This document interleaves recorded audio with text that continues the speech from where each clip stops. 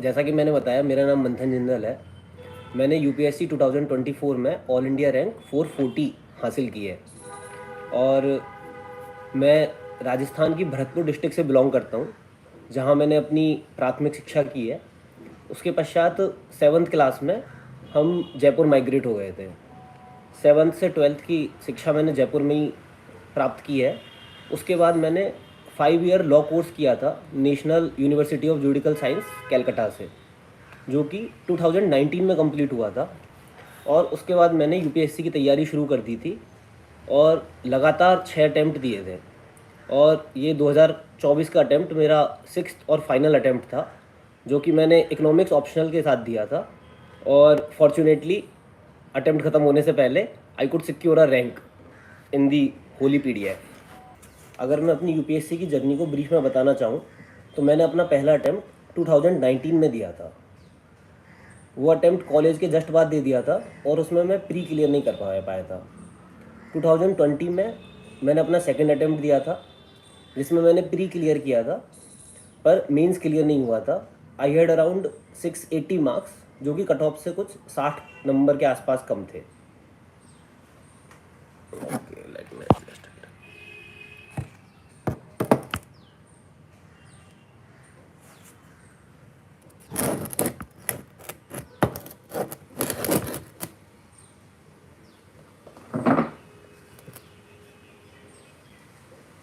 I think अब visible है ना सबको? ओके। सो 2021 के बाद 2022 में मैंने अपना थर्ड अटैम्प्ट दिया था, जिसमें भी मैंने प्रीलिम्स क्लियर किया था और मेंस भी दिया था।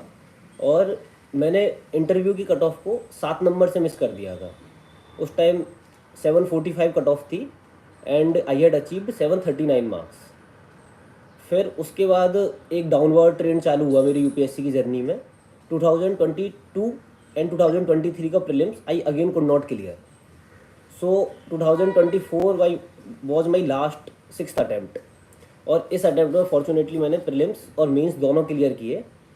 और मेंस में this year I have achieved 785 marks and interview मिला के I have achieved 947 marks. So this is my brief journey of UPSC.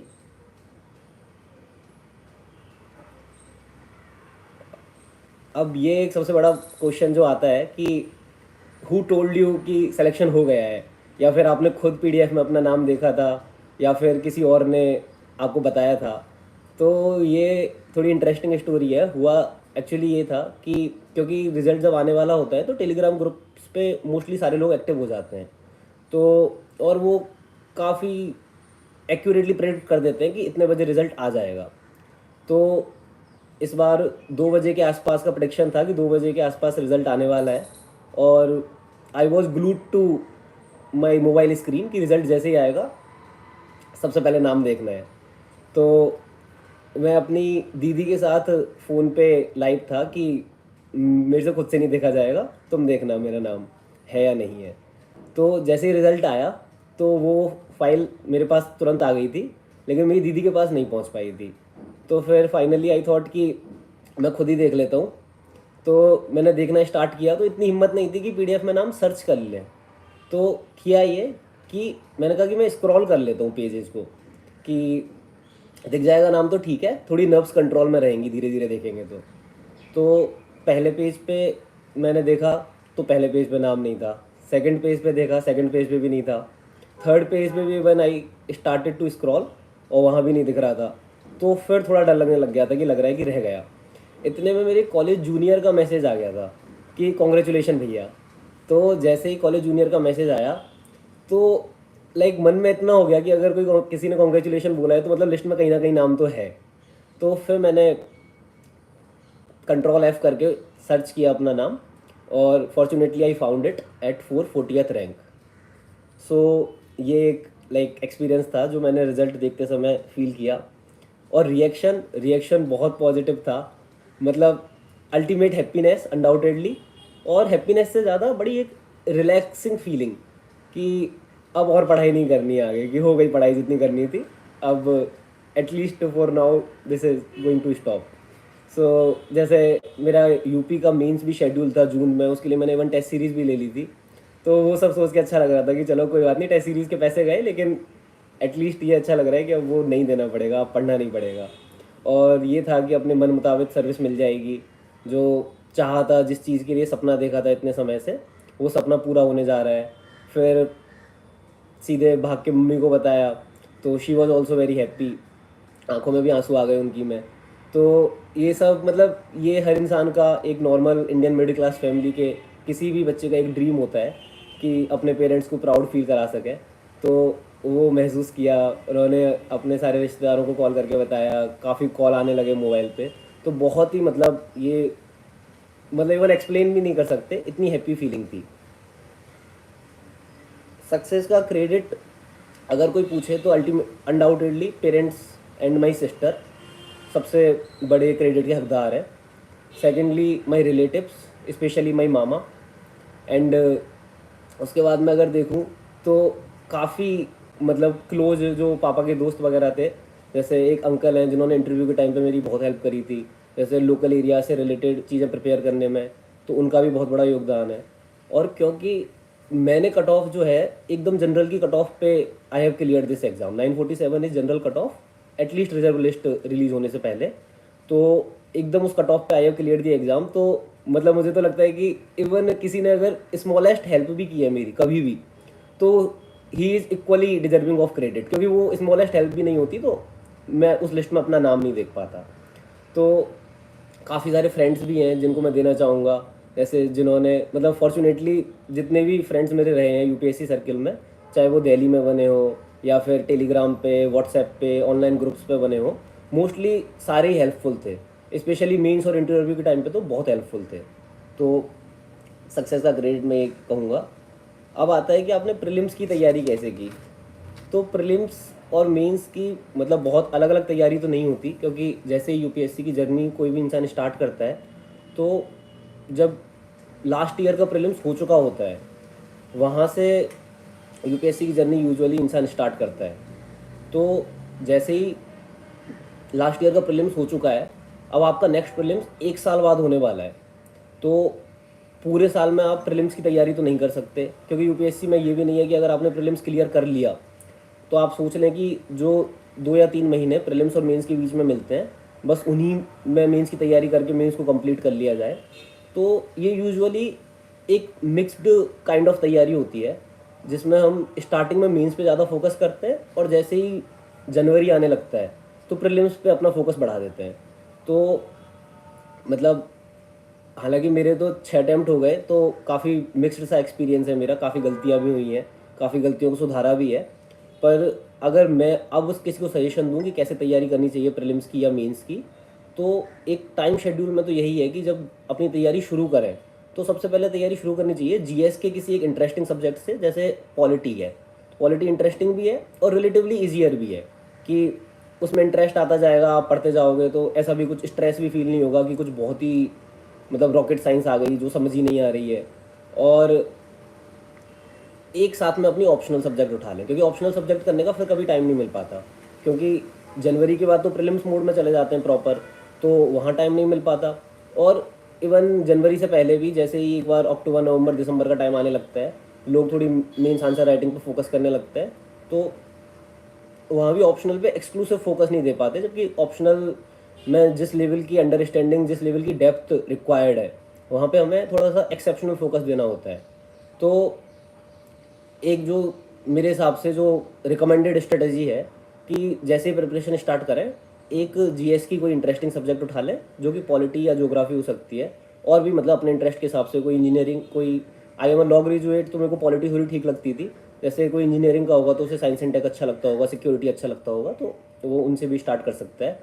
और एक इंटरेस्टिंग जीएस सब्जेक्ट के साथ अपना ऑप्शनल उठा लें, और शुरुआत के 3 महीने मतलब ऑप्शनल पे थोड़ा डेडिकेट करें, एंड देन धीरे धीरे जीएस की तरफ शिफ्ट हो। जीएस में शुरू में थोड़ा मेंस फोकस पढ़ाई करें, मतलब इंटीग्रेटेड ही होती है पढ़ाई, लेकिन mains focus in the sense कि तुम डेली एक आंसर लिख रहे हो, और जैसे ही जनवरी आने लगे तो प्रीलिम्स मोड में चले जाएं।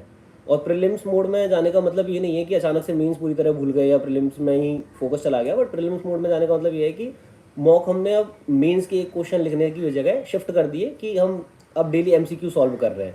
तो या तो 30 एमसीक्यू सॉल्व कर रहे हैं, जैसे काफ़ी कोचिंग्स की वेबसाइट्स भी हैं जो 5 क्वेश्चंस डेली प्रोवाइड करती है। तो उस सब के हिसाब से देख सकते हैं कि प्रीलिम्स वाले तरीके से घुस जाए, थोड़ा सोचने लग जाए प्रीलिम्स वाले तरीके से। जैसे प्रीलिम्स में नॉलेज से ज़्यादा कैसे, मतलब जो क्वेश्चंस नहीं आते उनको टैकल कैसे करना है, ये भी बहुत इंपॉर्टेंट हो जाता है। और ये सब स्किल मॉक देने से ही आती हैं। जब जैसे पता लगने लगता है कि यार कुछ टर्म्स हैं, जैसे किसी टर्म में लास्ट में मंगलम टाइप्स कुछ आ रहा है, तो मोस्ट प्रोबेबली वो तमिलनाडु से एसोसिएटेड होगी। या फिर एक पैटर्न समझ में आने लगते हैं कि अगर यूपीएससी ने ये क्वेश्चन पूछा है तो मोस्ट प्रोबेबली किसी करंट अफेयर से रिलेट करके पूछा होगा, किसी ट्राइब के बारे में पूछा है तो करंट अफेयर से कुछ रिलेट करके उस ट्राइब का बता सकते हैं। मैं आगे अपनी वीडियो में और अपनी प्रीलिम्स और मेंस की थोड़ी इन डेप्थ स्ट्रेटेजी शेयर करूँगा। पहले मैं अपनी थोड़ी पर्सनल जर्नी के बारे में आपको और बता देता हूँ। तो पर्सनल जर्नी में एक अगला सवाल आता है कि आपने ऑप्शनल सब्जेक्ट कौन सा चूज़ किया और क्यों चूज़ किया। तो ऑप्शनल सब्जेक्ट मेरा इकोनॉमिक्स था, जो काफ़ी रेयर कॉम्बिनेशन है कि एक law graduate economics optional choose करे। और मेरा soul reason economics optional choose करने का मेरा इंटरेस्ट था कि इकोनॉमिक्स कॉलेज में हमारे सेकेंड ईयर या थर्ड ईयर में एक सब्जेक्ट की तरह आया था, तो वहाँ पे मैंने अच्छा परफॉर्म किया था। तो आई फेल्ट कि यहाँ पे भी मतलब इकोनॉमिक्स ऑप्शनल ले लिया जाए, एक नया सब्जेक्ट रहेगा और एक इंटरेस्ट बना रहेगा। ऑल्दो अगर मैं हिंडसाइट में देखूँ तो it was not a good decision, लेकिन मतलब उस समय रीज़न यही था कि हम थोड़े उस समय ये भी होता है कि मतलब एकदम जुनूनी होते हैं, जज्बातों पे ज़्यादा फोकस करते हैं, प्रैक्टिकलिटी पे कम फोकस करते हैं। तो वो जज्बात भी इम्पोर्टेंट हैं अपनी जगह, बट थोड़ा प्रैक्टिकलिटी पे फोकस करना चाहिए। तो इकोनॉमिक्स मैंने ऑप्शनल लिया था और उसका रीज़न जो मैंने बताया वो यही था। अब ऑप्शनल सब्जेक्ट के बारे में अगर मैं ब्रीफ में बताऊं तो इकोनॉमिक्स ऑप्शनल जो है वो 2 पेपरों में डिवाइड है, पेपर 1 और पेपर 2।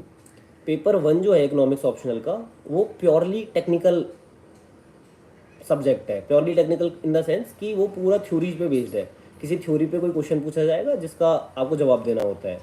जैसे अगर हम देखें कि जो पेपर 1 है वो कुछ 6 या 7 पार्टों में डिवाइडेड है। पहला पार्ट उसमें आता है माइक्रो इकोनॉमिक्स, सेकेंड पार्ट आता है macro economics, third is money banking and finance, fourth is international economics, fifth is public economics and then environmental economics और इंटरनेशनल ऑर्गेनाइजेशन जैसे WTO एंड एग्रीमेंट्स जैसे ट्रिप्स, ट्रिम्स एक्सेट्रा। तो ये purely technical है पहला पेपर। And second paper is more akin to GS3। इसमें क्या होता है सेकंड पेपर में कि इंडियन इकोनॉमी को ये थ्योरी कैसे इम्पैक्ट कर रही है, उस पर ज़्यादा चर्चा होती है कि कैसे भारतीय एग्रीकल्चर को हमें कैसे बढ़ावा देना है, या फिर हमारी इंडस्ट्री क्यों उतना अच्छा परफॉर्म नहीं कर पा रही। जैसे चाइना वियतनाम इतना राइज क्यों कर गए लेकिन इंडिया के एक्सपोर्ट्स उतना राइज क्यों नहीं कर पा रहे। ये सब फोकस थोड़ा सेकंड पेपर में अधिक होता है। तो सेकंड पेपर को 3 पार्टों में डिवाइड कर देते हैं इकोनॉमिक्स के। पहला पार्ट होता है कि बिफोर इंडिपेंडेंस इंडियन इकोनॉमी कैसी थी, सेकंड पार्ट इज बिफोर 1991 के रिफॉर्म्स इंडियन इकोनॉमी कैसी थी, और थर्ड पार्ट इज कि 1991 के रिफॉर्म्स के बाद इंडियन इकोनॉमी कैसी थी। मैं आपको चैट से 1-2 सवाल लेके दिखाता हूँ कि एक ने पूछा है सर मैं 10th फेल हुआ था और मुझे IAS बनना है, मैंने BA कर लिया 1 साल पहले, ज्योग्राफी इकोनॉमिक्स सोशियोलॉजी सब्जेक्ट है मेरे, क्या मैं IAS बन सकता हूँ, क्या भाग जोड़ गुणा घटाना नहीं आता। ठीक है, तो ये तो यूपीएससी में भाग जोड़ गुणा घटाना तो बस CSET में काम आता है, और 10th में फेल हुए हो इसका बिल्कुल मतलब नहीं है कि आप IAS नहीं बन सकते। यहाँ पे काफ़ी एग्जांपल्स भी हैं जो जिनकी एकेडमिक परफॉर्मेंस इतनी अच्छी नहीं रही है पर उन्होंने यूपीएससी में सक्सेस हासिल की है। ये एग्ज़ाम थोड़ा इंटेलिजेंस से ज़्यादा परजीवरेंस का है कि आप कितना निरंतरता रखते हो, आपके स्थिर चित्त होने का है कि आप कितना इमोशंस को कंट्रोल कर पाते हो, कि फेलियर्स में भी निराश नहीं होते और एक पार्शियल सक्सेस पे इतने खुश नहीं हो जाते कि फिर बाकी चीज़ें जो मेहनत है वो करना छोड़ दें। तो इन सब चीज़ों का महत्व यूपीएससी में ज़्यादा है। तो ऑब्वियसली आप इंटेलिजेंस, कोई आपसे ज़्यादा इंटेलिजेंट है उसको ओवर शेडो कर सकते हो अगर ये क्वालिटीज़ आप में है। फिर भी मैं ये नहीं कहूँगा कि एकेडमिक क्वालिफिकेशन या एकेडमिक सक्सेसफुल कैंडिडेट जो हैं उनको कुछ एडवांटेजेस नहीं है। अब ये सिंपल सी बात है, अगर किसी ने स्कूल कॉलेज में आपसे बेहतर पढ़ाई की है तो उसको उस चीज़ का फ़ायदा तो मिलेगा। अगर घूम फिर के लोग एनसीईआरटी पढ़ते हैं, अगर 7th 8th 9th 10th में वो एनसीईआरटी अच्छे से पढ़ी है किसी ने, तो उसके पास एक हल्का सा एज तो रहेगा। मतलब ये रिकॉग्नाइज करना पड़ेगा। मतलब अगर अभी कोई स्कूल में है या कॉलेज में है और इस वीडियो को देख रहा है, तो वो मतलब ये समझ ले कि ये अच्छी चीज़ नहीं है। मतलब ये संभव है कि कॉलेज में बेकार परफॉर्मेंस करने के बाद यूपीएससी में आप बहुत जी तोड़ कर मेहनत करें और यूपीएससी में सक्सेस कर लें। इवन हो सकता है कि AIR 1 से 10 आए, हो सकता है क्या, मतलब आई विश ऐसा ही हो, पर ये एक अच्छा एटीट्यूड नहीं है और ये मतलब दिक्कतें बढ़ाएगा। तो एक बैलेंस्ड अप्रोच होनी चाहिए, इवन स्कूल में है कॉलेज में है तो भी, कि अपनी खेलकूद भी चलती रहे, अपनी मौज मस्ती भी चलती रहे, लेकिन पढ़ाई पे फोकस रहना चाहिए। क्योंकि इन जनरल देखोगे तो मतलब मेरी भी ऑल्दो एकेडमिक परफॉर्मेंस कोई बहुत अच्छी नहीं थी। मतलब लॉ में मैं 2nd डिवीज़न पास था, लेकिन ये एक बड़ा रीज़न है कि मेरे को 6 अटैम्प्ट लग गए इस एग्ज़ाम को क्लियर करने में।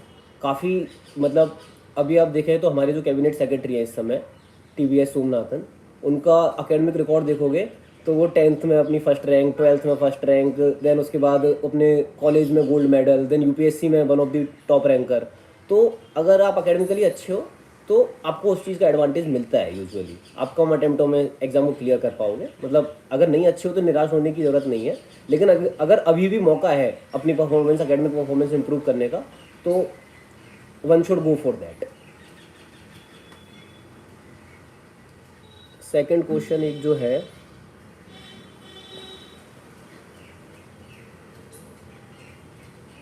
कि घर से अगर ज़्यादा प्रेशर आ रहा है तो क्या पहले ग्रुप बी और ग्रुप सी पर फोकस कर लें, बाद में यूपीएससी पर फोकस। देखो, घर का प्रेशर सबका अलग अलग है और मतलब मैं फॉर्चुनेट हूँ कि मेरे घर से इतना ज़्यादा प्रेशर नहीं था कि तुम्हें नौकरी अभी सिक्योर करनी है। हालांकि मैंने भी अपने 3rd अटेम्प्ट के बाद एक कोचिंग में कॉपी वैल्यूएशन की जॉब करी थी। तो अगर घर से फिर भी अगर ज़्यादा प्रेशर आ रहा है, इवन नहीं भी आ रहा है, और लगता है कि ग्रुप बी या ग्रुप सी की जॉब पहले सिक्योर की जा सकती है, तो मेरी नज़र में ये एक बेहतर स्ट्रेटेजी है। क्योंकि जॉब सिक्योरिटी के बाद सबसे बड़ा जो फ़ायदा होता है कि इंसान के ऊपर प्रेशर कम हो जाता है। और अगर जैसे ही थोड़ा प्रेशर कम हो गया, तो प्रेशर कम होने से ये तो हो जाता है कि यूपीएससी में सक्सेस के चांस बढ़ जाते हैं। क्योंकि ऐसे ही देख लो कि जितने भी लोग हैं जो दोबारा निकलते हैं, लाइक जो पहले IRS बन गए, IPS बन गए, एंड देन इस बार उन्होंने रैंक इंप्रूव करी और IAS बन जाएंगे, तो उसका बड़ा रीज़न ये है कि हो सकता है वो उतनी पढ़ाई ना कर पाएँ, क्योंकि वो अपनी ट्रेनिंग में भी हैं, एक बार बन चुके हैं तो थोड़ी सी रिलैक्स्ड फीलिंग भी आ जाती है कि अब थोड़ा कम भी पढ़ेंगे तो कोई बात नहीं, बन तो गए ही हैं, लेकिन फिर भी वो क्लियर कर पाते हैं। उसका एक बड़ा रीज़न ये होता है कि उनका एक स्ट्रेस लेवल कम हो जाता है। तो एटलीस्ट और किसी स्टेज में नहीं तो प्रीलिम्स स्टेज में तो ये बहुत ज़्यादा इंपॉर्टेंट है। क्योंकि वहाँ पे आपकी नॉलेज तो इम्पॉर्टेंट है ही, उससे ज़्यादा इम्पॉर्टेंट ये होता है कि उन दो घंटों में आपका दिमाग कितनी तेज़ चल रहा है। और दिमाग कितनी तेज़ चल रहा है वो इस बात पे पूरी तरह निर्भर करता है कि आपका मन कितना शांत है, आप नेगेटिव थॉट्स को कितने अवॉइड कर पा रहे हो। और मान लो आपको एक्सट्रीम गर्मी में भी पेपर देना पड़ रहा है, तो आप कितना उस स्थिति में भी शांत रह पा रहे हो। और ये सब चीज़ें मतलब मुझे पर्सनली लगता है कि अगर जॉब सिक्योर है किसी की तो वो फ़ायदा करती है, और घर का प्रेशर नहीं है तो ये चीज़ फ़ायदा करेगी। तो अगर मन में ये थॉट आ रहा है तो इसके लिए जाया जा सकता है। हालांकि अपनी स्ट्रेंथ और वीकनेस को थोड़ा सा कैलकुलेट इंसान खुद स्वयं कर सकता है। वो ये देख सकता है कि मेरे सही में कितने चांस हैं। जैसे अगर यूपीएससी की तैयारी में आप हो, घर से प्रेशर आ रहा है, लेकिन आपको पता है कि मैं जब मेंस का मॉक देने जा रहा हूँ किसी कोचिंग में तो मेरे 100 से ऊपर नंबर आ रहे हैं, या मैं प्रीलिम्स का मॉक देने जा रहा हूँ तो मेरे 100 से ऊपर नंबर आ रहे हैं हर पेपर में, तो एक आइडिया लग जाता है कि यार शायद शायद अगर मैं मतलब भाग्य ने भी मेरा उचित समय पर उचित साथ दिया तो मेरा बिना किसी दूसरे एग्ज़ाम के चक्कर में पड़े ये एग्ज़ाम सीधे भी निकल सकता है। तो अगर इस लेवल का कॉन्फिडेंस है तो कोई दिक्कत नहीं है, तो आप इसी एग्ज़ाम में लगे रह सकते हो। इवन अगर थोड़े ज़्यादा साल हो गए तो कोचिंग इंडस्ट्री में जॉब ले सकते हो, या फिर कुछ ऐसा काम कर सकते हो जो इस एग्ज़ाम से रिलेटेड है।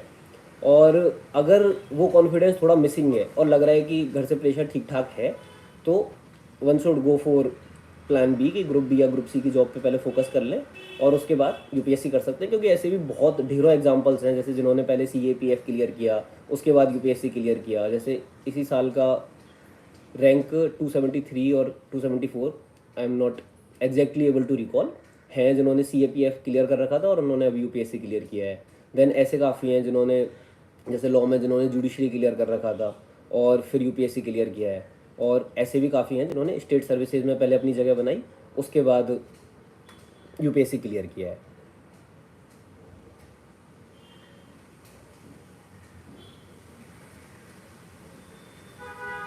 मैं मेंस स्ट्रेटेजी में डिटेल में बताता हूँ। और आपने किसी कोचिंग ली थी क्या? हाँ, तो मैंने ऑप्शनल की कोचिंग ली थी, GS की कोई फाउंडेशनल कोर्स नहीं लिया था, लेकिन मैंने मोस्टली ऐसे कोचिंग ली थी। जैसे ऑप्शनल की कोचिंग मैंने इकोनॉमिक्स की कोचिंग ली थी, one of the leading institute इन दिल्ली से। और GS की कोचिंग के लिए मैंने ये किया था कि सब्जेक्ट वाइज कभी कभी कोर्सेज ज्वाइन किए थे। जैसे इन्वायरमेंट के लिए एक अलग से सुदर्शन अरोड़ा सर है, टारगेट UPSC, उनका कोर्स ज्वाइन कर लिया था। उसके अलावा मैंने यूट्यूब का काफ़ी वाइडली यूज़ किया था। जैसे हमारे टाइम तो काफ़ी फेमस था कि इकोनॉमिक्स में अगर इंडियन इकोनॉमी पढ़नी है तो मिनाल सर के यूट्यूब के वीडियोस देख लेते थे, अगर हिस्ट्री पढ़नी है तो प्रतीक नायक सर के यूट्यूब वीडियोस देख लेते थे, और फिर मिनाल सर के चैनल पे ज्योग्राफी की वीडियोस भी डली हुई हैं। I do not exactly recall the name, लेकिन शायद रतंजल मैम की वीडियोस डली हुई हैं, वो काफ़ी अच्छी हैं। मतलब मैंने तो इवन उन्हीं की जो हैंड आउट्स हैं उनका प्रिंट आउट ले लिया था, और दैट रिमेन्ड माई नोट्स। तो इस सेंस में ये काफ़ी अच्छी बात है कि अगर आपको लगता है कि मतलब कोचिंग उतनी इम्पोर्टेंट तो डेफिनेटली नहीं है। मतलब इवन ऑप्शनल की कोचिंग में भी मैं नहीं कहूँगा कि कोई बहुत फ़ायदा हुआ। उसके बाद सारी जो स्टैंडर्ड बुक्स है वो पढ़नी ही पड़ी, पूरा एक मतलब एक बेस खुद से ही बनाना पड़ता है। मतलब एकदम ही डायरेक्ट कोचिंग में उतना फ़ायदा यूजुअली नहीं होता है। और पर्सनली मुझे ये लगता है कि अगर लो भी कोचिंग, तो आजकल ऑनलाइन कोचिंग थोड़ी ज़्यादा हेल्प करती है, क्योंकि ऑनलाइन का फ़ायदा ये है ना कि जो लेक्चर हमने देखे, एक तो वो रिकॉर्डेड उनका रिकॉर्डेड अवेलेबल है, रिकॉर्डेड सेशंस आर अवेलेबल। तो उसमें ये होता है कि फिर से देख लिया उसी को, फिर अपने हिसाब से स्पीड बढ़ा के देख लिया, क्योंकि धीरे धीरे ये हो जाता है कि ऐसा लगने लगता है कि टाइम कम है और हमें कवर ज़्यादा करना है। तो धीरे धीरे जो भी UPSC की तैयारी कर रहे हैं वो रिलेट भी कर पाएंगे इस चीज़ से, कि उनकी आदत पड़ जाती है कि 1.5x की स्पीड पे, 2x की स्पीड पे, या इवन एक्सटेंशन वगैरह डाउनलोड करके 2.5x 3x तक की स्पीड पे लेक्चर्स देख लेते हैं। और वो इन माई पर्सनल बिलीफ फ़ायदा भी करता है कि जल्दी से तुमने लेक्चर भी निपटा लिया, समझ भी आ गया, और जहाँ लगा कि यहाँ थोड़ा ज़्यादा डेप्थ में जा रहे हैं सर या मैम जो भी पढ़ा रहे हैं उसमें, तो हम ये कर लेते हैं कि स्पीड स्लो कर ली, वहाँ पे अपने नोट्स बनाने लग गए। तो आई पर्सनली बिलीव कि ऑनलाइन लेक्चर्स में थोड़ा ज़्यादा फ़ायदा होता है। हाँ, लेकिन ऑफलाइन का फ़ायदा ये हो सकता है कि थोड़ा सा फ्रेंड सर्कल बन जाता है, थोड़ा तुम लंबे टाइम तक जर्नी में टिके रह सकते हो, क्योंकि तुम्हें पता है कि these are the people who are in the same boat as me. तो mix of both can be beneficial, but फिर भी I think one should prioritize online coaching. थोड़ा कॉस्ट एफिशिएंट भी है और आई थिंक उसके रिटर्न्स भी ज़्यादा हैं। ओके, अब मैं आपको प्रीलिम्स, मीन्स और ऑप्शनल्स के सोर्सेज और बुक लिस्ट के बारे में बता देता हूँ। तो सोर्सेज और बुक लिस्ट में प्रीलिम्स और मीन्स के तो अलग अलग सोर्सेज कोई बहुत ज़्यादा नहीं है। जो कॉमन सब्जेक्ट्स हैं, जैसे हिस्ट्री, तो हिस्ट्री में मॉडर्न हिस्ट्री के लिए spectrum, ancient and medieval history के लिए जो NCERTs हैं, न्यू NCERTs मैंने रेफ़र करी थी। और उसके अलावा मैंने प्रतीक नायक सर के लेक्चर्स देखे थे जो यूट्यूब पे अवेलेबल हैं, जो मैराथन सीरीज़ वगैरह चलाते रहते हैं। और आर्ट एंड कल्चर को मैंने एक अलग से भी किया था नितिन संघानिया सर की बुक से। उसके अलावा सेकंड पे आता है अपना ज्योग्राफी। तो ज्योग्राफी में NCERT बहुत इंपॉर्टेंट हो जाती है। ज्योग्राफी में स्पेशली जो फिजिकल ज्योग्राफी की NCERT है, 11th क्लास की NCERT, वो काफ़ी इंपॉर्टेंट है। उसके अलावा GC लियोंग भी लोग रेफ़र करते हैं, बट नहीं भी करेंगे तो इतना फ़र्क नहीं पड़ता, क्योंकि दो चार चीज़ें जो GC लियोंग में उस NCERT से एक्स्ट्रा भी हैं, वो हम जब मॉक देते हैं या कुछ मैगजीन पढ़ रहे होते हैं जो करंट अफेयर से रिलेट करके ज्योग्राफी की कोई न्यूज़ बता रहा है, तो ऐसे करते करते वो गैप्स कवर हो जाते हैं। तो मतलब अगर कोई भी इवन कोई भी सब्जेक्ट है जिसमें हमें लग रहा है कि ये बुक उतनी कंप्लीट नहीं है, इसमें गैप्स रह गए हैं, तो ये बहुत बड़ी कंसर्न की बात नहीं है, क्योंकि UPSC का इतना बड़ा सिलेबस है कि एक तो मतलब एग्जैक्टली ये तो मतलब काफ़ी बदकिस्मती की बात हो जाएगी कि एग्जैक्टली जो चीज़ हमने छोड़ी है वहीं से कुछ सवाल आ गया, और इवन आ भी गया तो कहीं और हमने छोड़ा है तो कहीं और बहुत ज़्यादा कॉम्प्रिहेंसिवली कवर किया होगा, तो वो मैनेज हो जाता है। और फिर भी अगर है तो GC लियोंग कोई बहुत बड़ी किताब नहीं है, GC लियोंग के लिए जा सकते हैं। उसके बाद पॉलिटी के लिए लक्ष्मीकांत, जो मतलब वाइडली रिकॉग्नाइज्ड बुक है। उसके बाद गवर्नेंस के लिए मैंने विजन IAS के नोट्स रेफ़र किए थे, जो उन्होंने जो मेंस के टॉपिक्स हैं उनके हिसाब से काफ़ी डिवाइड करके वो दे रखे हैं। देन उसके बाद आ जाता है अपना सिक्योरिटी। सिक्योरिटी के लिए एक, I am forgetting his name, IPS sir हैं जिनकी एक बुक आती है, वो भी काफ़ी फेमस है, तो वो बुक मैंने रेफ़र की थी। उसके अलावा अगर हम देखें साइंस एंड टेक के लिए, तो साइंस एंड टेक के लिए मैंने अलग से कुछ नहीं किया था। साइंस एंड टेक के लिए मैंने ये किया था कि जो नॉर्मल मंथली मैगजीन्स आती हैं उनसे ही ओवर द टाइम कंपाइल करता रहा अपनी चीज़ें और कर लिया। लेकिन रिकमेंडेड होता है कि साइंस एंड टेक में क्लास 6, 7, 8 की NCERTs पढ़ लेनी चाहिए, क्योंकि उससे एक थोड़ा सा जो नॉर्मल साइंस कंसेप्ट्स हैं उन पर अंडरस्टैंडिंग बन जाती है। और 11th-12th की बायोलॉजी के 1-2 चैप्टर पढ़ने होते हैं, क्योंकि उनमें कभी कभी थोड़ा डेप्थ में घुस के क्वेश्चन आ जाता है। और उसके अलावा अपनी सब्जेक्ट बचती है, एक अपनी आती है इकोनॉमी, इन्वायरमेंट। तो इन्वायरमेंट के लिए पहले शंकर IAS चलती थी, लेकिन अब वो थोड़ी आउटडेटेड हो गई है, तो PMF IAS की जो बुक आने लगी है, दैट इज़ गुड बुक। और इकोनॉमी के लिए अगर देखें तो इकोनॉमी के लिए मिनाल सर के हैंडआउट्स यूज़ कर सकते हैं, और काफ़ी लोग नितिन सिंघानिया सर की बुक भी यूज़ करते हैं, तो दोनों में से लाइक अल्टरनेटिवली कुछ भी यूज़ किया जा सकता है। But I think Minal sir के हैंडआउट्स थोड़े बेटर है, क्योंकि वो करंट अफेयर्स भी अपडेट करते रहते हैं उसमें। तो उसके बाद अपना आता है जो थोड़े से मेंस ओरिएंटेटेड सब्जेक्ट है, प्रीलिम्स में उनका रिलेटिवली इंपॉर्टेंस कम है, जैसे सोशल इश्यूज़। तो सोशल इश्यूज़ के लिए मैंने जो कोचिंग की मंथली मैगजीन्स आती हैं उनसे अपना कंपाइल करते चले गए, कि जैसे सोशल इश्यूज़ के लिए जो मैगजीन आई उसमें काफ़ी सारे टॉपिक्स आ गए जिन्होंने डिवाइड करके दे दिया कि वुमेन से रिलेटेड इश्यूज़ क्या हैं, ट्रांसजेंडर से रिलेटेड इश्यूज़ क्या हैं, पीपल विद डिसेबिलिटीज़ से रिलेटेड इश्यूज़ क्या हैं, उसके अलावा चिल्ड्रन से रिलेटेड इश्यूज़ क्या हैं, डेस्टिट्यूट से रिलेटेड, ट्राइबल से रिलेटेड। तो ये जो ब्रॉड थीम्स होती हैं उन पे अपने सेल्फ नोट्स बना लो किसी कोचिंग मटेरियल से, तो आई थिंक सोशल इश्यूज़ में उतना इनफ हो जाता है। उसके अलावा आता है अपना डिज़ास्टर मैनेजमेंट और एथिक्स। तो डिज़ास्टर मैनेजमेंट के लिए भी कोचिंग मटेरियल सफिशिएंट हो जाता है, और गवर्नमेंट वेबसाइट भी है अपने NDRF की, तो उससे भी देखा जा सकता है। मतलब वो उसमें जितना है डिज़ास्टर मैनेजमेंट में फिक्स है कि एक क्वेश्चन आता है या 2 क्वेश्चन आते हैं, और सीधे सीधे डिज़ास्टर का नाम आता है और उससे रिलेटेड क्वेश्चन आता है कि इसको कैसे मिटिगेट कर सकते थे, या अगर ये डिज़ास्टर हो गया तो पोस्ट डिज़ास्टर रिकन्स्ट्रक्शन कैसे कर सकते हैं। तो वो मतलब एक कॉमन थीम है जो हमेशा वही रिपीट होती आई है। तो वो मतलब ऐसा सब्जेक्ट है जो एक कम समय में आसानी से प्रिपेयर किया जा सकता है। तो इसमें भी जब प्रीलिम्स और मेंस की तैयारी कर रहे हैं, ये पॉइंट एक मेरे दिमाग में आया, तो ये थोड़ा सा फोकस किया जा सकता है कि जब शुरू में ऑप्शनल कर रहे हैं तब इन थोड़ी ऑप्स के और सब्जेक्ट्स को निपटा लिया, अगर कि डिज़ास्टर मैनेजमेंट को निपटा लिया उनने एंड सोशल इश्यूज़ को निपटा लिया, तो जैसे जैसे प्रीलिम्स के क्लोज जाएंगे हम उन वाली सब्जेक्ट्स पर फोकस कर सकते हैं जो प्रीलिम्स के साथ ओवरलैप कर रही हैं, और जो मेजर सब्जेक्ट्स हैं जैसे polity, economy, environment etcetera.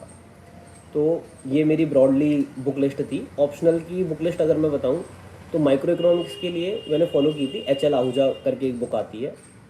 Macro economics के लिए मैंने फॉलो की थी फ्रॉयन करके एक बुक आती है, रिचार्ड फ्रॉयन करके। Then money banking and finance भी उसी रिचार्ड फ्रॉयन वाली बुक से ही कवर हो जाता है। उसके अलावा अगर इंटरनेशनल इकोनॉमिक्स देखें तो इंटरनेशनल इकोनॉमिक्स के लिए मैंने सेल्वाटोर फॉलो की थी। सेल्वाटोर के नाम से एक बुक आती है, काफ़ी मतलब 500-600 पेजेस की बुक है, but syllabus point two point cover करती है। देन पब्लिक इकोनॉमिक्स के लिए मसग्रेव एंड मसग्रेव करके एक बुक आती है। एंड उसके बाद जो environmental economics and WTO and other international organisation से रिलेटेड टॉपिक्स बचते हैं, उनके लिए बस नॉर्मल इंटरनेट रिसर्च करते जाओ, और उस रिसर्च से जितना डेटा या जितने पॉइंट्स इकट्ठे कर रहे हो वो सफिशिएंट हो जाता है। इसमें ब्रॉडली स्ट्रेटेजी की बात करें तो ऑल्दो मैंने ऑप्शनल की कोचिंग भी ली थी, बट मेरे को लगता है कि वो उतनी हेल्पफुल तो नहीं थी। तो उसके बाद ये किया मैंने कि स्टैंडर्ड बुक्स से समझ में आ गया था कि स्टैंडर्ड बुक्स को छोड़ नहीं सकते, मतलब this should usually be the strategy, कि अगर स्पेशली अगर लॉन्ग रेस का हॉर्स बनना है और हमें मतलब अच्छे सही में अच्छे नंबर लेके आने हैं, जो लोग ऑप्शनल में 300+ वगैरह स्कोर करते हैं, तो उसका बड़ा रीज़न ये है कि वो स्टैंडर्ड बुक्स को मिस नहीं करते। तो स्टैंडर्ड बुक्स पढ़ो और उसके बाद किसी टॉपर के नोट्स उठा लो।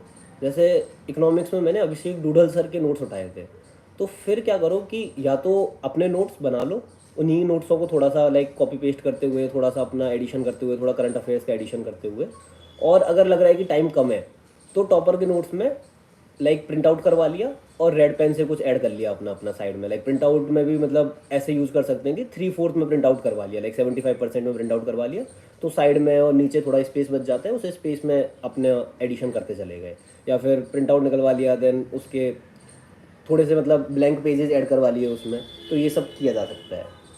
तो उसके बाद अगर देखें कि मीन्स आंसर कैसे फ्रेम करें, तो मीन्स आंसर फ्रेम करने के लिए मैं बोलूँगा कि एक तो सबसे पहले मीन्स आंसर का एक बेसिक फ्रेमवर्क समझना पड़ेगा। तो मीन्स आंसर का बेसिक फ्रेमवर्क होता है कि यूजुअली पहले हम इंट्रोडक्शन लिखते हैं, उसके बाद एक मेन बॉडी लिखते हैं और फिर कंक्लूजन लिखते हैं। अब हमें तीनों ही स्टेजेस को इतना अट्रैक्टिव बनाना है क्योंकि यूपीएससी बहुत हाइपर कॉम्पिटिटिव एग्जाम है, मतलब even half marks you are gaining somewhere, तो वो एक बहुत बड़ा कॉम्पिटिटिव एडवांटेज तुम बाकी कैंडिडेट्स के ऊपर ले रहे हो। जैसे मेरा स्कोर अगर मैं खुद का देखूँ तो मेरा तो जीएस से ही यूपीएससी क्लियर हुआ है, ऑप्शनल में माई score was not that good. तो और उसका बड़ा रीज़न मैं कहूँगा कि मेरी मेन आंसर राइटिंग ही थी। मतलब नॉलेज मोर और लेस एक स्टेज के बाद सबकी इक्वल आउट हो जाती है क्योंकि सारे सेम स्टैंडर्ड सोर्सेज फॉलो कर रहे हैं, सब न्यूज़पेपर पढ़ रहे हैं। तो मेन आंसर राइटिंग में ये है कि पहले तो उस फ्रेमवर्क को अच्छे से समझें कि जैसे इंट्रो है तो इंट्रो कई तरीके से हो सकता है। जैसे इंट्रो का एक तरीका होता है सिंपल तरीका कि कीवर्ड उठाया क्वेश्चन से और उसको डिफाइन कर दिया। जैसे इन जनरल आ गया कि इंडियन कॉन्स्टिट्यूशन इक्वलिटी को कैसे प्रमोट करता है, तो हमने इक्वलिटी वर्ड उठाया, इक्वलिटी को हमने डिफाइन कर दिया कि equality means that all people of the country are treated equal, ऐसा कुछ करके।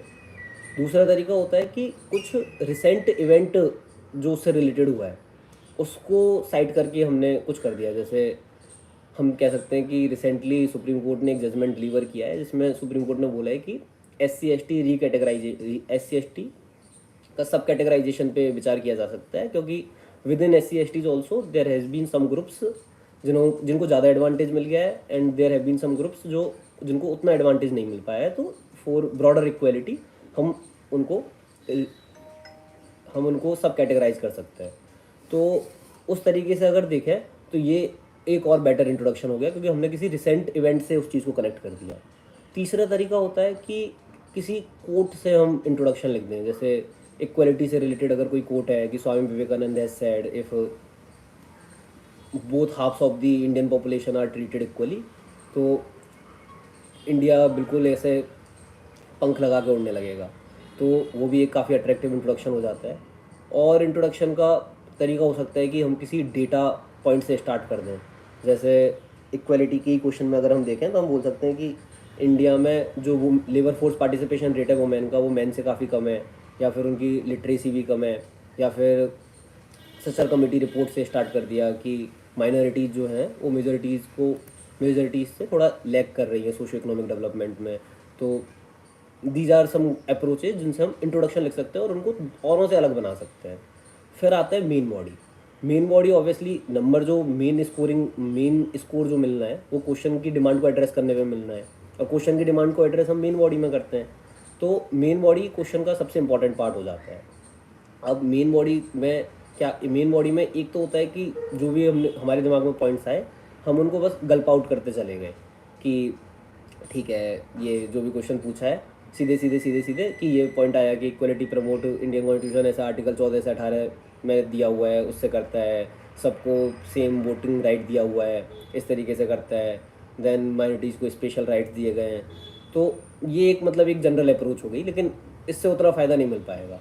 तो मेन बॉडी को और अट्रैक्टिव बनाने के लिए क्या करते हैं कि एक तो जैसे लोग डायग्राम ऐड कर देते हैं। डायग्राम बहुत फोर्स्ड नहीं होना चाहिए, लेकिन अगर कोई काफ़ी फिट बैठ रहा है डायग्राम तो यूज़ कर सकते हैं। जैसे लेट्स से ड्रॉट पे कोई क्वेश्चन आया तो कि अकाल क्यों पड़ रहे हैं, तो अब ड्रॉट में हमने एक डायग्राम बना दिया जिसमें हमने दिखा दिया कि ड्रॉट कैसे कैसे डिफरेंट टाइप्स ऑफ ड्रॉट क्या हो सकते हैं, कि एक हाइड्रोलॉजिकल ड्रॉट हो सकता है, एक मेटेरियोलॉजिकल ड्रॉट हो सकता है, एक एग्रीकल्चरल ड्रॉट हो सकता है।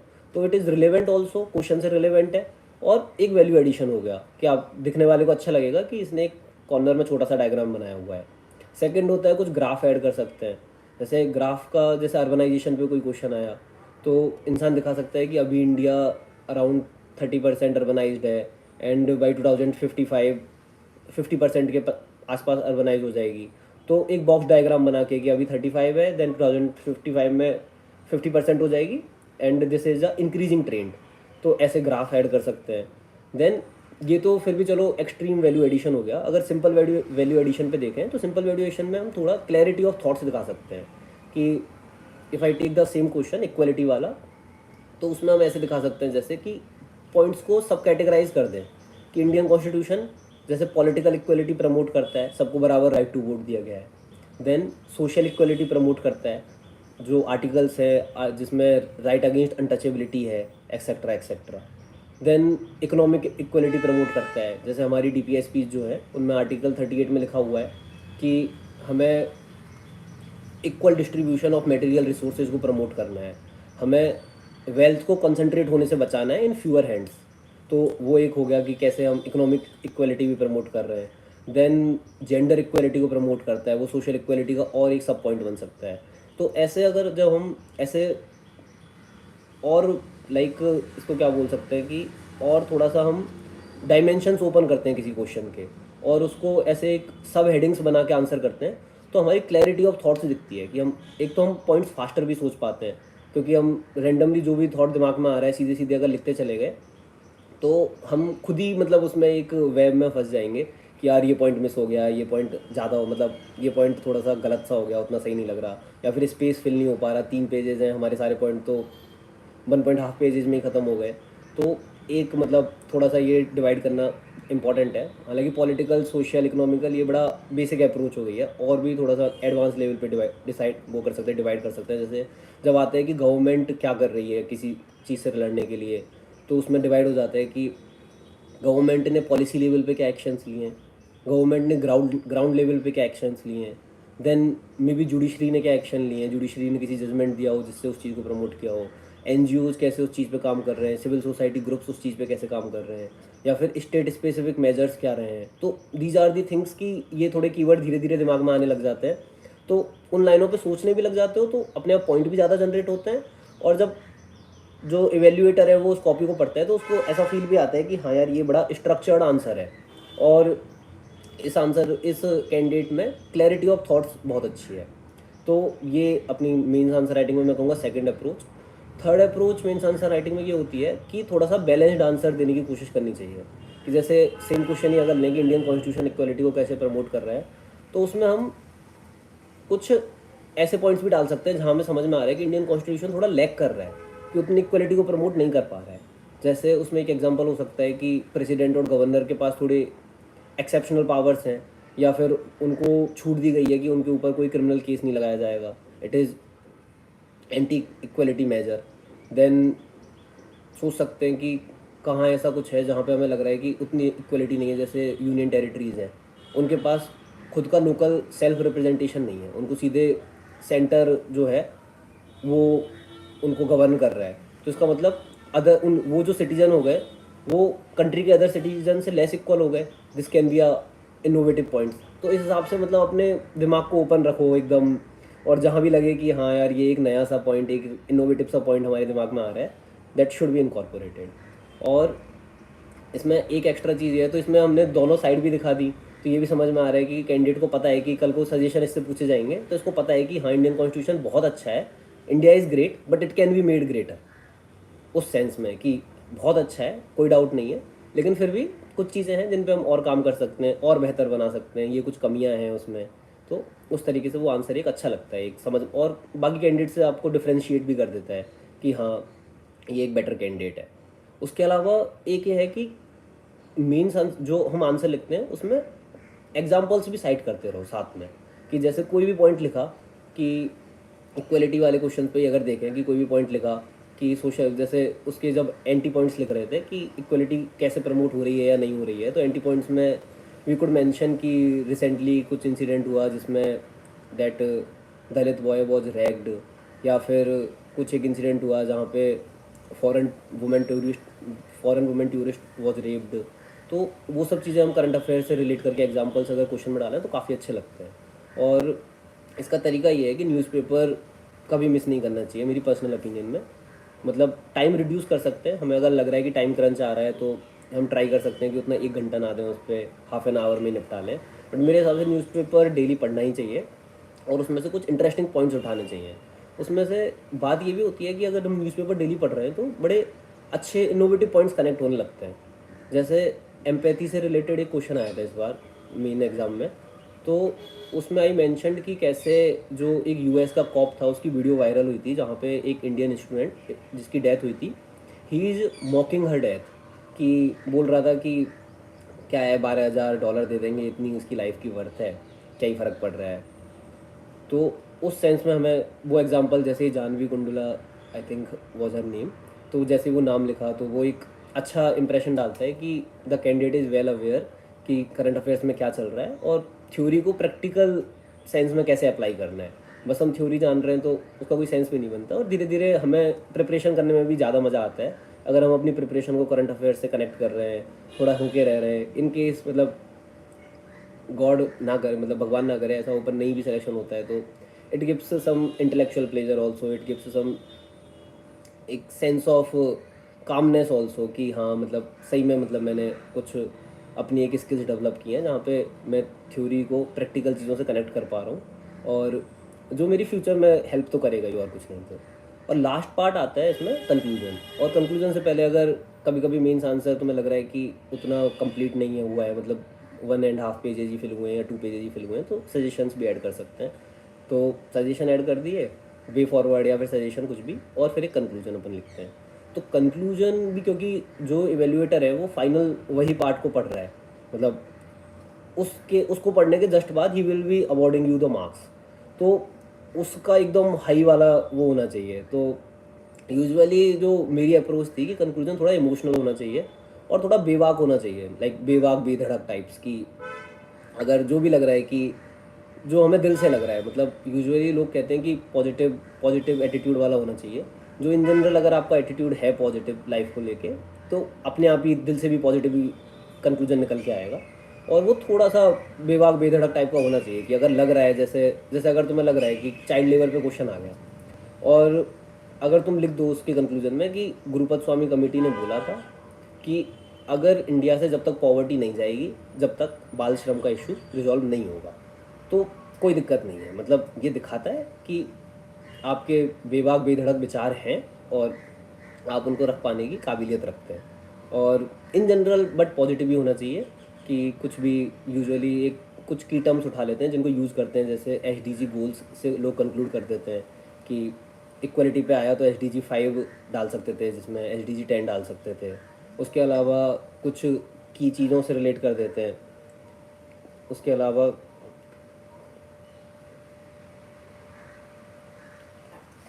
उसके अलावा कुछ की चीज़ों से रिलेट कर सकते हैं। जैसे की चीज़ों से रिलेट करने का मतलब क्या होता है कि जैसे प्राइम मिनिस्टर ने अभी कुछ बोला है किसी चीज़ को लेके, जैसे मान लो India Middle East Europe corridor पे कोई क्वेश्चन आया, तो हम बोल सकते हैं कि India Middle East Europe corridor में प्राइम मिनिस्टर ने बोला है कि इसराइल हमास वॉर से उतना इम्पैक्ट नहीं पड़ेगा। क्यों? क्योंकि ये इंटर जनरेशनल प्रोजेक्ट है, ये कोई 1-2 साल का प्रोजेक्ट नहीं है, it is a project of 200, 250, 300 years. और इससे 2-3 साल के इंसिडेंट से this project will not be affected. तो ये अच्छा लगता है, इससे समझ में आता है कि आप बड़े लीडर्स के विचारों को फॉलो करते हो। तो मतलब मैं और अपनी मेंस आंसर राइटिंग की स्ट्रेटेजी में बहुत इवन डिटेल में भी अलग से भी शेयर कर सकता हूँ, but in summary this will be it कि मेंस आंसर राइटिंग पे सही में एक अच्छे से फोकस करना चाहिए, क्योंकि इंटरव्यू मार्क्स उतने अपने हाथ में नहीं होते और सब्जेक्टिविटी ज़्यादा है उधर। मेंस आंसर राइटिंग में रिलेटिवली सब्जेक्टिविटी कम है, अगर हमने मेहनत करी है तो वो हमारी स्कोर शीट जो फाइनल आएगी उसमें रिफ्लेक्ट होगी।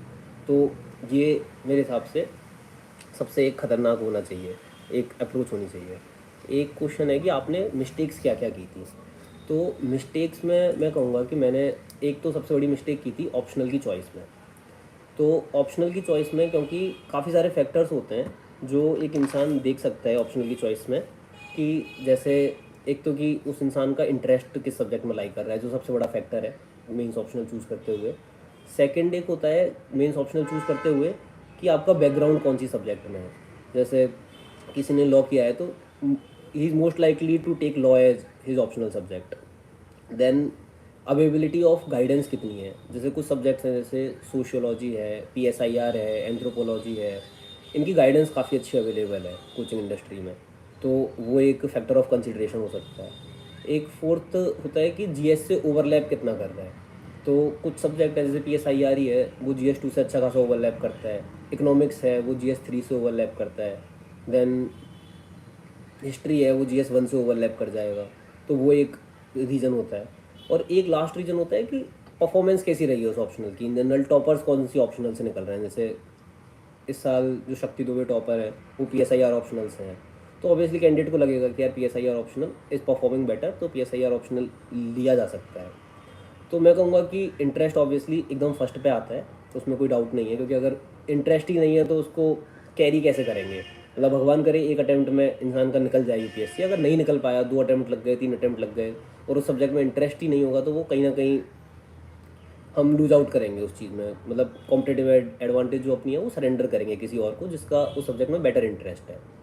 सेकंड जो एक फैक्टर है, मतलब आई एम नॉट श्योर कि ये सच है या नहीं है, बट मुझे जो लगता है कि यूपीएससी जो ऑप्शनल में मार्क्स रिवॉर्ड करती है, उनकी टेक्निक ये है कि वो एक certain percentage of candidates who are appearing for means उस हिसाब से करते हैं कि लाइक जैसे इकोनॉमिक्स में 200 लोग हैं जो इकोनॉमिक्स ऑप्शनल से मेंस लिख रहे हैं, तो they have this broad idea कि 5% लोगों को अच्छे मार्क्स देने, देन थोड़े लोगों के मार्क्स रिड्यूस करने हैं। तो अब उसका 5% अगर हम देखें 200 का, तो दैट विल बी 10। तो हमें 200 में से टॉप 10 में आना है to get good marks like 250 plus marks. And same में अगर लाइक पीएसआईआर में लेट्स से कि 3000 लोग अपियर हो रहे हैं और हमें उसके 5% में अगर आना है, तो 3000 का 5% हो जाएगा 150 पीपल। तो ऑल्दो मैथमेटिकली प्रोबेबिलिटी सिमिलर लग रही है दोनों के 5% में आने की, but it is always like is on easier side to get in 5% of the 5%, में 5% इज़ हायर नंबर, क्योंकि वो फिर एक क्लैश ऑफ टाइटन्स वाली सिचुएशन नहीं रह जाती कि वहाँ पे मतलब there is mixed bag of students जहाँ पे तुम्हें फ़ायदा हो सकता है। ये लाइक मेरा पर्सनल सोचने का तरीका है, ये ज़रूरी नहीं है कि यूपीएससी इस तरीके से रिवॉर्ड करती है। तो मेरे को लगता है कि ये भी एक फैक्टर ऑफ कंसिडरेशन होना चाहिए उसमें। सेकंड फ़ायदा ये भी हो जाता है कि उसमें गाइडेंस भी ज़्यादा अवेलेबल होती है, जिस ऑब्वियसली क्योंकि कोचिंग वालों को ऐसे ऑप्शनल पढ़ाने में ज़्यादा फ़ायदा होगा जहाँ पे उनके लिए बच्चे ज़्यादा इनरोल हो सकते हैं, और बच्चे ज़्यादा इनरोल उस ऑप्शनल में होंगे जो यूजुअली बच्चे ज़्यादा ले रहे हैं। तो उस हिसाब से मेरे हिसाब से वो एक फ़ायदे का सौदा हो सकता है कि हम ऐसी एक ऑप्शनल सेलेक्ट कर लें जहाँ पे थोड़े ज़्यादा बच्चे ले रहे हैं। मतलब थोड़ी हीरोगिरी करने से बचना चाहिए ऑप्शनल में मेरे हिसाब से। हाँ, और अगर हीरोगिरी कर दी है तो घबराना भी नहीं चाहिए। मतलब दोनों ही फैक्टर हैं इसमें कि यूजुअली थोड़ी सी ऐसी अप्रोच रखो कि फालतू हीरोगिरी नहीं करनी। एक ऑप्शनल जो डिसेंट है, हमारा डिसेंट उसमें इंटरेस्ट है, ठीक ठाक बच्चे ले रहे हैं, अच्छी गाइडेंस जिसकी अवेलेबल है, उस ऑप्शनल को लो। क्योंकि बिलीव मी, सिलेक्शन के बाद किसी को फ़र्क नहीं पड़ता कि आप किस ऑप्शनल से सेलेक्ट हुए हो या क्या हुए हो। मतलब आपने मैथमेटिक्स ऑप्शनल ले ली तो कि बहुत आपकी कोई बहुत एक्सट्रीम ज़्यादा इज्जत हो जाए, या आपने कोई जनरल ह्यूमैनिटीज़ की ऑप्शनल ले ली तो आपकी कोई इज्जत कम हो जाए। The thing that matters is कि आपकी रैंक कौन सी है। आपकी अगर फर्स्ट रैंक है तो आपको खतरनाक इज्जत मिलेगी, आपकी लेटर रैंक है थोड़ी कम इज्जत मिलेगी, और रैंक नहीं है तो कुछ इज्जत नहीं मिलेगी। मतलब this is a harsh truth. तो उस हिसाब से मेरे को यूजुअली लगता है कि हीरोगिरी नहीं करनी चाहिए ऑप्शनल लेने में। हाँ, कर दी है अगर हीरोगिरी तो घबराना भी नहीं चाहिए कि ठीक है अब तो फिर मतलब लग जाओ प्रॉपर। मतलब जो एकदम सबसे की मंत्र ऑफ यूपीएससी सक्सेस है वो तो डेफिनेटली यही है कि एक रूथलेस अप्रोच कि मेरे को क्लियर करना है तो करना है, और अलग लेवल की एनर्जी, अलग लेवल का कॉन्फिडेंस तो कैरी करना ही है। मतलब इसमें कोई डाउट ही नहीं है, आई एम दी बेस्ट वाली अप्रोच जो है वो रखनी है। इसके बाद अगर मैं देखूं तो एक है कि आंसर पॉइंट वाइज लिखें या फ्लो वाइज या पैराग्राफ वाइज लिखें। तो इसमें तो आई थिंक अनडाउटेडली अब तो मतलब पैराग्राफ वाइज आंसर लिखने की ट्रेंड एकदम ही चला गया है।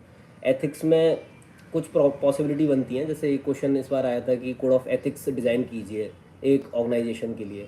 तो उसमें ऑब्वियसली मतलब अगर पैराग्राफ वाइज भी लिख देंगे तो उतना मैटर नहीं करेगा और ठीक ही लगेगा।